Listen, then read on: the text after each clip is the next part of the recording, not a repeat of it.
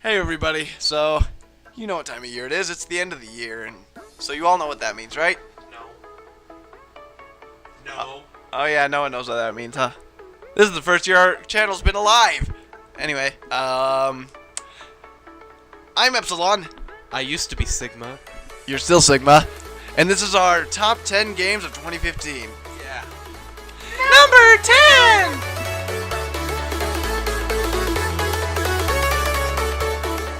That's right, folks, Duck Game. This is a game that no one expected to like or even knew was going to come out. But then when it did, everybody loved it. So, I don't know what to say. I've had a ton of fun with this game with my friends, with my friends, and with my friends. I don't like the single player at all. But the multiplayer, just, I love it so much. Please, give me more.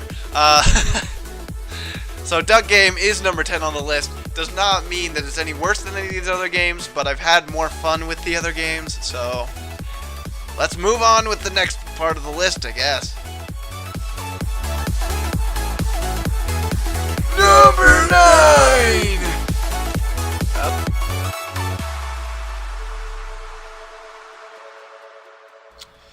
GTA 5. So, this isn't on many lists, because it really came out in 2014, but for us PC folk, it came out in 2015, and I've had a lot of fun with it, I just gotta say.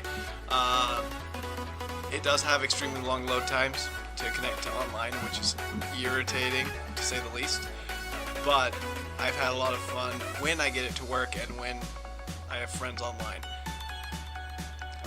So yeah, makes it to number 9, not very much higher, because exactly why I said.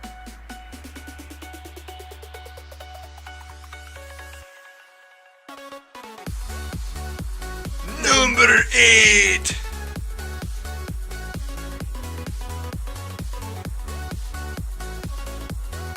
Brawlhalla. So, this is a minimalistic Smash Bros. For the PC. But, it is actually really fun. I like it better than Smash Bros. Personally. Not just because it's on PC, but because it kind of goes back to the basics, where items aren't winning people the game. There's only 2 items for each character, 2 weapons at least, and they're all very similar, but each character does have their own set of moves that they use. And then there's also 3 different forms of random pickups, which are 2 types of bomb and 1 spiky ball. This is an extremely fun game with friends, and if it hadn't changed profit margin where now you have to buy their characters instead of getting them all, this would be higher on the list. But it is still an extremely fun game and worth your time, and it's free, so that doesn't hurt. Number 7.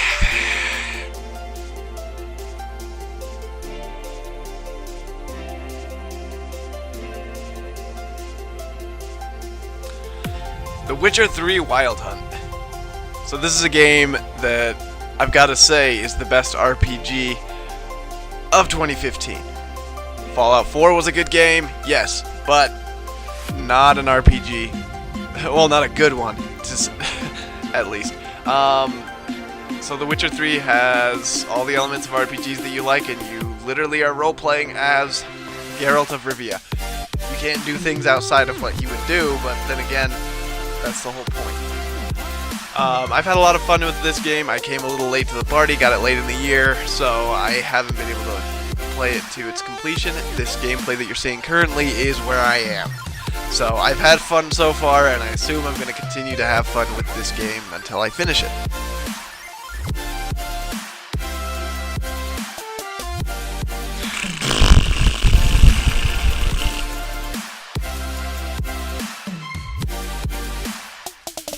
Broforce. This is an action platformer at its best. I love this game. Lots and lots of glitches though, and has some crashing issues on my PC. But it is really, really fun. I have fun with up to 3 friends, shooting stuff and making things explode. That's pretty much what this game is about, and platforming, but very minimally. Extremely fun. Made it to number 6, so can't say it's too bad. $20 price point. Very much worth it.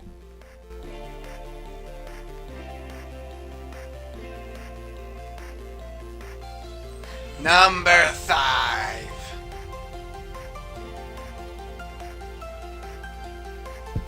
Nuclear Throne.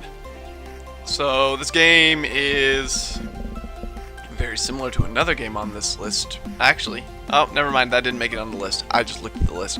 Anyway, this game is a roguelite shooting 2D top-down game. My descriptions suck, but it's extremely fun with a variety of characters and special abilities and a ton of guns, some that I haven't even used yet. I'm not great at the game, but it is an extremely fun experience and very worth the $12, I believe it is.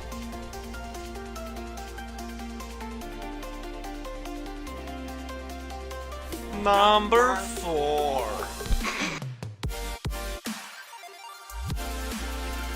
Dirty Bomb.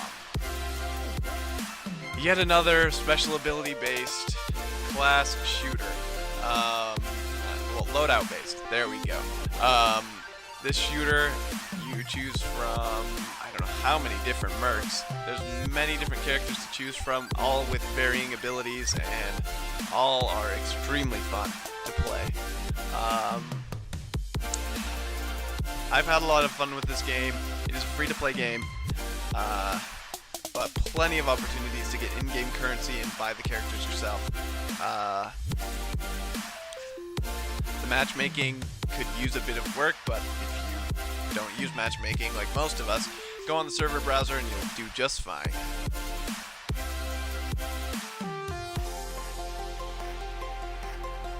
Number 3. The Binding of Isaac Rebirth. This goes without saying, I think everybody knows what this game is. The HD remake of the original Binding of Isaac, and it uses all the elements from the old game along with a bunch of new enemies and a bunch of new items. I know Afterbirth came out, but that's not a game by itself. Rebirth is the game. Roguelike game, randomly generated each and every time you play. Highly recommended by me and most people who play it.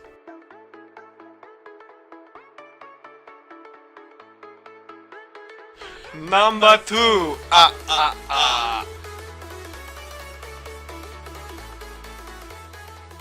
Hearthstone. So, Hearthstone, guys, free-to-play card game. There's a lot of free-to-play games on this list, but the reason is I have fun with them. I do have plenty of games that are paid for, but I've had the most fun with free-to-play, apparently. I didn't even notice. But this game, honestly, is a lot of fun. It is really hard to get into as a new player, but if you do get into it, it is tons of fun.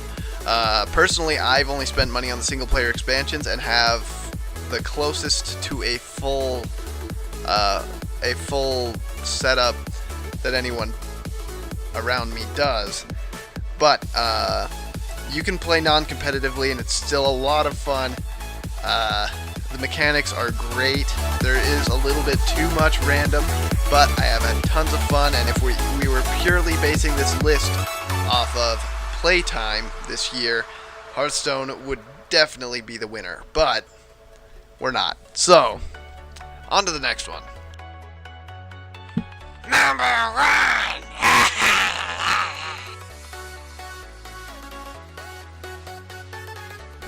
Rocket League, my favorite game this year. I've had tons of fun. The reactions I get in this game are the best, and they're my own reactions. I don't get excited over many games, but this game definitely brings out my competitive nature and just, oh my gosh, I just got it recently, but it is my favorite game this year.